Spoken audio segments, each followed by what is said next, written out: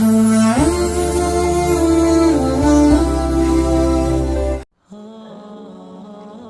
باللہ من الشیطان الرجیم، بسم اللہ الرحمن الرحیم۔ السلام علیکم ورحمۃ اللہ وبرکاتہ۔ یقیناً تمام تعریف صرف اللہ کے لیے ہے۔ ہم اس کی تعریف بیان کرتے ہیں، اس سے مدد کے طلبگار ہیں۔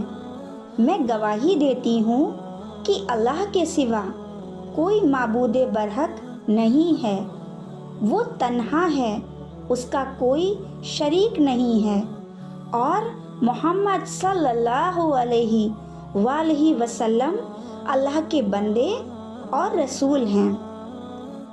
ناظرین، آپ لوگ ہماری ویڈیوز آخر تک دیکھیں، آپ سے گزارش ہے۔ جس عورت کو ہمارے نبی کی پرورش کرنے کا اور دودھ پلانے کا موقع ملا، وہ خوش نصیب عورت حضرت حلیمہ سعدیہ رحمۃ اللہ علیہ ہیں۔ عرب کے لوگوں میں ایک معمول تھا کہ جب بچہ پیدا ہوتا تھا تو اس بچے کو دودھ پلانے کے لیے دائیوں کے حوالے کرتے تھے، اور وہ دائیاں گاؤں میں لے جاتی تھیں۔ اس دور میں بھی بہت سی دائیاں آئیں بچوں کو لینے کے لیے۔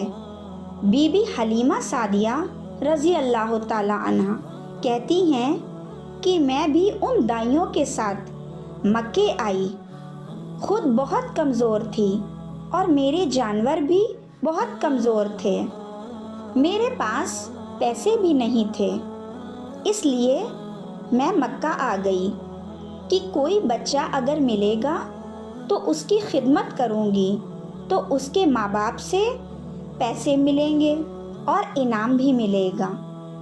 جب مکے آئی تو بڑے بڑے آدمیوں کے بچے تو دائیوں نے فوراً لے لیے، اور ایک بھی بچہ نہیں بچا میرے لیے، لیکن ایک بچہ میں نے دیکھا، اس کا چہرہ بڑا نورانی ہے، مگر کسی دائی نے اسے نہیں لیا۔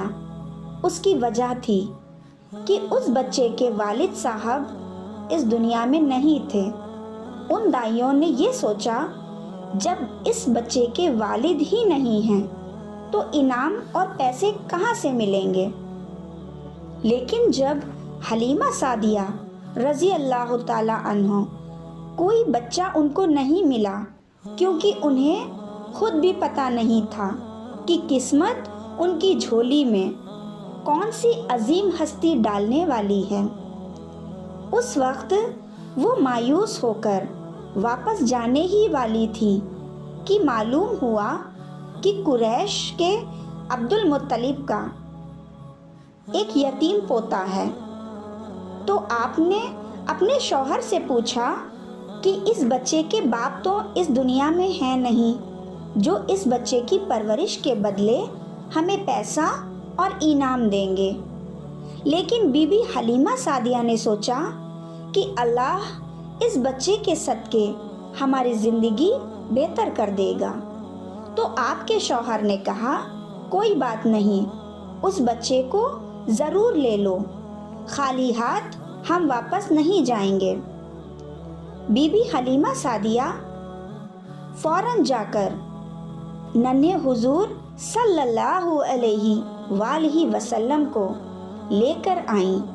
انہیں پتہ بھی نہیں تھا کہ یہ بچہ دین اور دنیا کا سردار ہے، اور انہیں دودھ پلا کر وہ ہمیشہ کی عظمت حاصل کر لیں گی، جنہیں لوگ کائنات تک اور میدان محشر تک یاد کرتے رہیں گے۔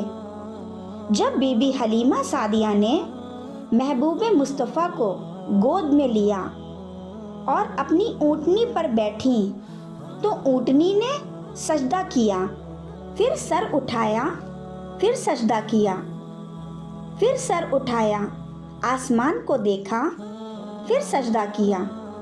اس کو پتا تھا کہ میری پشت پر کون آیا ہے، تو وہ اللہ کا شکر ادا کرنے کے لیے اس نے 3 بار سجدہ کیا، پھر اس اونٹنی نے ایک دوڑ لگائی اور تیز چلنے لگی۔ بی بی حلیمہ سعدیہ اور ان کے شوہر حیران تھے کہ یہ تو وہی اونٹنی ہے جسے لے کر ہم آئے تھے، جو اتنی کمزور تھی کہ چلنے کو ترستی تھی۔ اب اسے کیا ہو گیا کہ یہ اتنی تیز دوڑ رہی ہے؟ پھر یہ لوگ بنو سعد کی بستی پہنچ گئے۔ ان دنوں یہ علاقہ بہت سوکھا پڑا تھا۔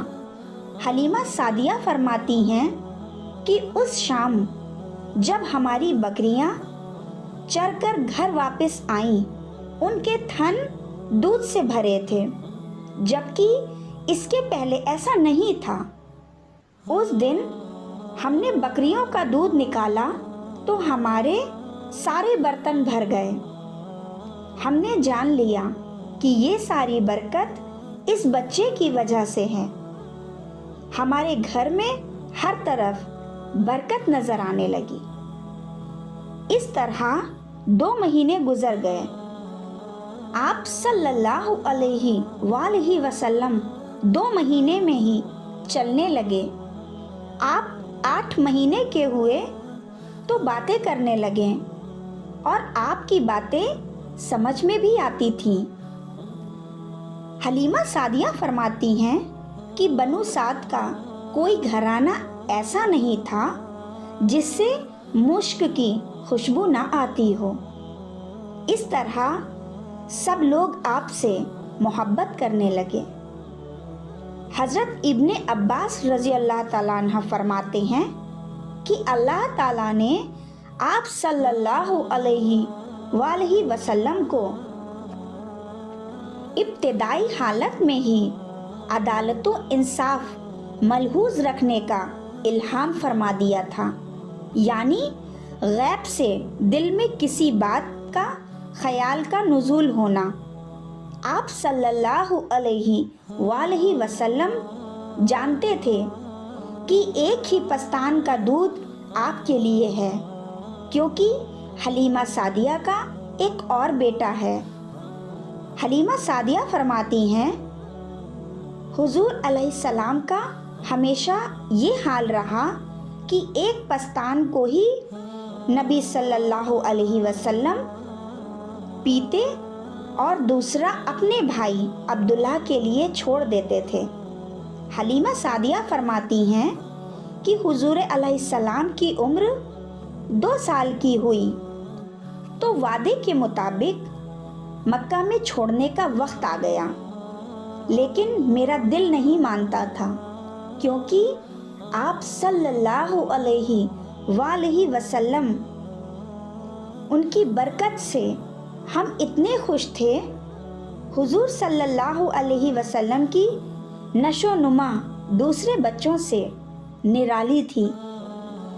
ناظرین، رسول اللہ صلی اللہ علیہ وسلم کے بے شمار معجزات ہیں جن کا تذکرہ انشاءاللہ آنے والی ویڈیوز میں ہوتا رہے گا۔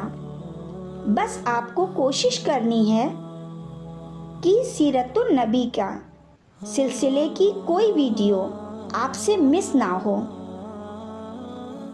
اللہ حافظ، اپنا خیال رکھیں اور ہمیں بھی دعاؤں میں یاد رکھیں۔